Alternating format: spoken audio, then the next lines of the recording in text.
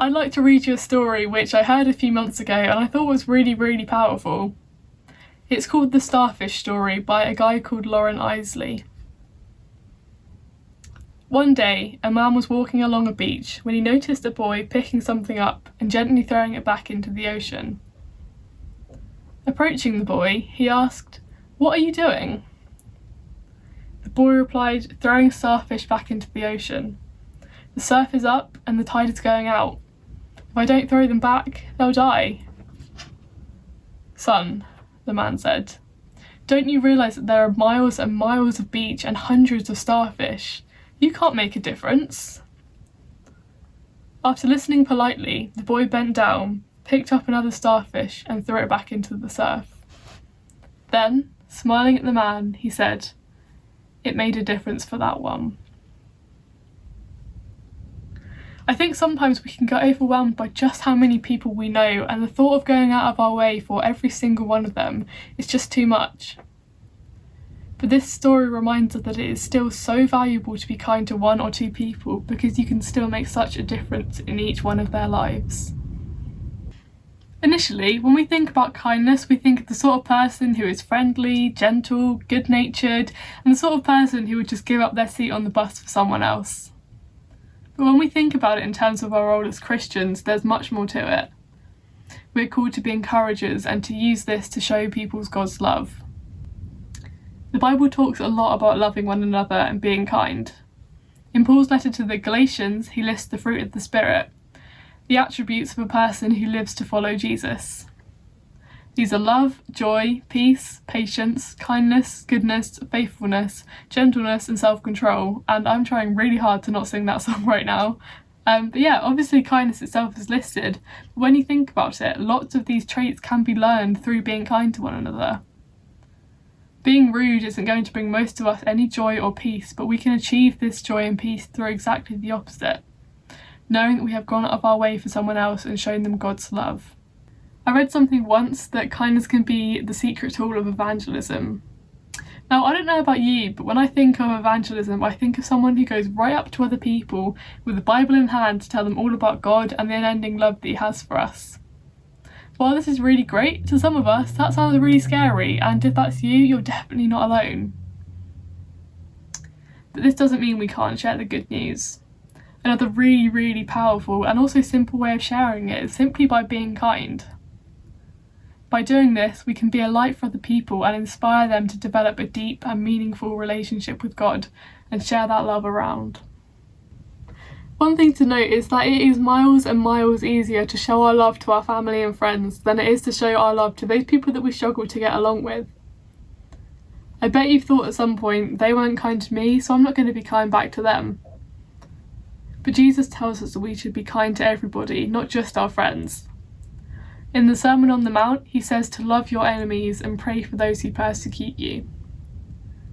Not only is Jesus telling us not to dislike those we don't get on with, but he is telling us to actively pray for them and their relationship with God. Being kind to those who aren't kind back to us is hard, but when you think about it, it's a great reflection of God's relationship with humanity. God is nothing but loving to us, but we don't always reciprocate this love back. This just emphasises how important it is to be kind. Think about how amazing it feels to know that God has and always will love you, and try and reflect that into your own relationships with people. Think about how you can make someone feel by telling them that you will always be there for them, especially those that don't treat you very well. They could be going through a particularly dark time that you are unaware of, and by being kind to them, you can, like I said before, be a light to them and help them to know God's presence and His love. We can oppose other people's actions and choices, but we shouldn't do so in a way that doesn't model the forgiveness and love of God. Obviously, in some situations this is much easier than in other times. When a friend makes a comment that frustrates us, it is so much easier to be kind to them than it is to be kind to someone that's really, really hurt us.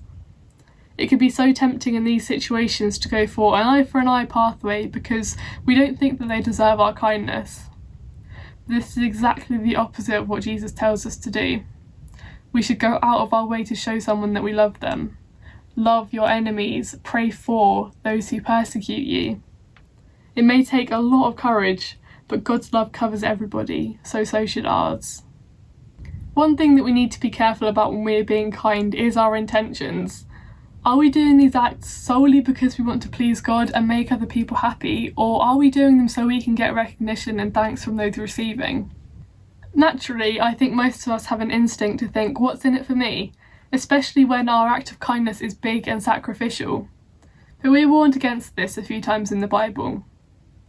In Luke, Jesus says to love your enemies, do good to them and lend to them without expecting to get anything back. Essentially, we need to ensure that when we do good deeds, we aren't expecting to get anything in return. We should be kind to others simply because we want to glorify God, share his love, and just make other people happy. Now, I'm not saying that everything we do has to be completely anonymous. In fact, other people knowing that we are being kind can spark a conversation about why, as Christians in particular, we are called to be kind to one another, and that could lead to the another person coming to know God. In Matthew, Jesus says, "In the same way, let your light shine before others, so that they may see your good deeds and glorify your Father in heaven." He's saying that sometimes we can be public with our love and kindness to other people. By doing so, we can be a light and we can glorify God and inspire other people to work on a deep and meaningful relationship with him. We just have to be careful that we are genuinely doing it for the glory of God, not for the rewards that we'll get on earth. I read a quote on social media recently that put this in a really great way. It said, "Every selfless act of love is a declaration of faith." So let's be selfless in our love for other people. So, as you've probably noticed by now, the Bible talks a lot about why we should love other people and be kind to them. But how do we put that into practice? Obviously, I can't list every single way in which you can show someone kindness, because I would genuinely be standing here for years. But one type of kindness which I think is really powerful is random acts of kindness. Now, for those of you who aren't sure what I mean by this, a random act of kindness is when you do something nice for someone else, but not for a particular reason, more that you just want to show them that you care. So some things that you could do could be you could bake a cake or some cookies, or get some flowers and take them to someone's house. Or if you're the sort of person who goes to drive-throughs quite a lot, why don't you pay for the person behind you? These things don't even have to cost anything at all. You could text someone or write them a letter telling them the things that you appreciate about them. Think about what we heard earlier about how people have been showing kindness recently and take some inspiration from them. These acts of kindness don't have to be big or expensive, but they can genuinely make such a difference to someone's day. One thing that we did as a youth recently was a secret non-Santa. We haven't actually thought of a better name for that, so definitely open to suggestions. But we all got given the name of one person in the group and we had to do something kind for them. We set a limit at £1, which meant that people had to get creative, but it was just a really nice thing to do because not only was it nice to give something to someone else, but it was really great to receive something that had a lot of thought and meaning behind it. So I would really encourage you to get together with a group of friends or your house group and do this together. It's a really nice way to get everybody involved and to make people smile.